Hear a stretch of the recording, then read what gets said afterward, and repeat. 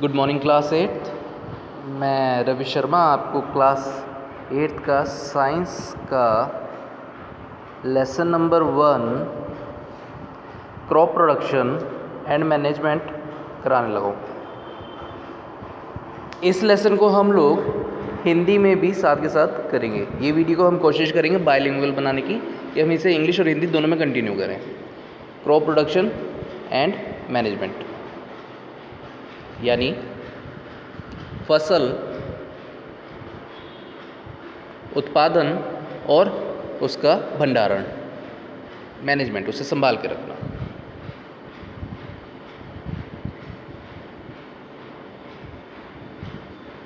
देखिए फसल क्या होता है, सबसे पहले मैं आपको वो समझाऊं। फसल यानी क्रॉप। क्रॉप का मतलब है जब हम एक ही एरिया में एक ही प्रकार के पौधों को ग्रो कर रहे हो। Means when we are growing a large number of plants in an area and these plants are of same type, then this is known as crop. इसे क्रॉप या फिर फसल कहते हैं। फसल का मतलब जब एक ही प्रकार के पौधे एक बड़े से क्षेत्र में उगाए जा रहे हो। टाइप्स ऑफ क्रॉप्स, फसल के कितने प्रकार होते हैं? 8th क्लास में हमें फसल के 2 प्रकार बताए गए हैं। एक है खारिफ क्रॉप्स और दूसरे हैं रबी क्रॉप्स। खारिफ और रबी, इन्हें हिंदी और इंग्लिश दोनों में खारिफ और रबी क्रॉप्स ही कहते हैं। इनके एग्जाम्पल्स को हम पहले देख लेंगे। खारिफ, देखिए समझाने के लिए मैं आपको थोड़ा सा एक चीज़ दूं कि खारिफ खा से शुरू होता है। हिंदी में खा से, जैसे खा से खरगोश है, वैसे खारिफ और खीर राइस से बनती है। तो खारिफ क्रॉप का एक एग्जाम्पल हो गया राइस यानी चावल। बाकी भी इसके एग्जाम्पल्स हैं corn, soybean, sugar cane, cotton और ग्राउंडनट यानी गन्ना, मक्की, कॉटन और मूंगफली, सोयाबीन, ये सब खारिफ क्रॉप्स के एग्जाम्पल्स हैं। इसी तरह से रबी क्रॉप्स को याद करने का एक तरीका बताऊं। रबी रा से शुरू होता है और रा से ही रोटी बनती है गेहूं से यानी वीट से।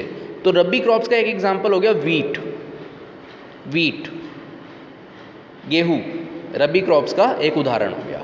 इसके बाकी उदाहरण है oat, chickpea, mustard, almonds and broccoli, यानी इनके बाकी एग्जाम्पल हो गए सरसों, चिकपी यानी कि चना, आलमंड्स यानी बादाम और ब्रोकली सब्जी है और oats.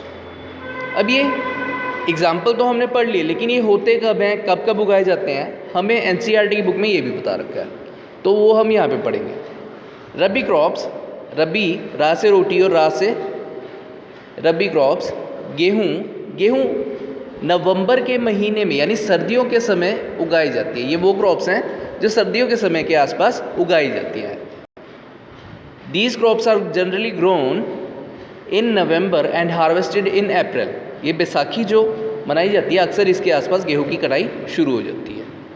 These are examples of rabi crops. Another type of crops यानी दूसरे प्रकार का क्रॉप होता है खारिफ क्रॉप्स। खारिफ समझाने के लिए मैंने बताया खा से खीर, खा से खारिफ, खीर यानी चावल।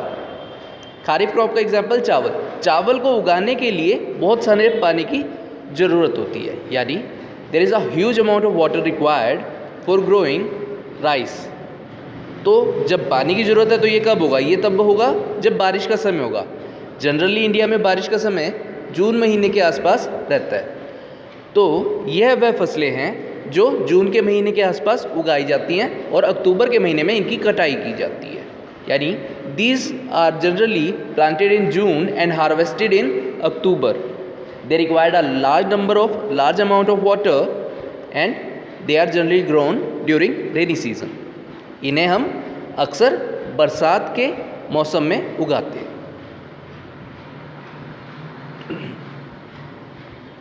आगे हमारे को बुक में बताया जाता है कि जब हमने एग्रीकल्चरल प्रैक्टिसेस करनी है तो उसके लिए क्या क्या तरीके इस्तेमाल करने होते हैं। सबसे पहले तरीका हमें बताया गया प्रिपरेशन ऑफ सॉइल, दूसरा है sowing, adding manure and fertilisers, तीसरा है इरिगेशन यानी पानी का supply, fifth protecting from weeds, harvesting and storage.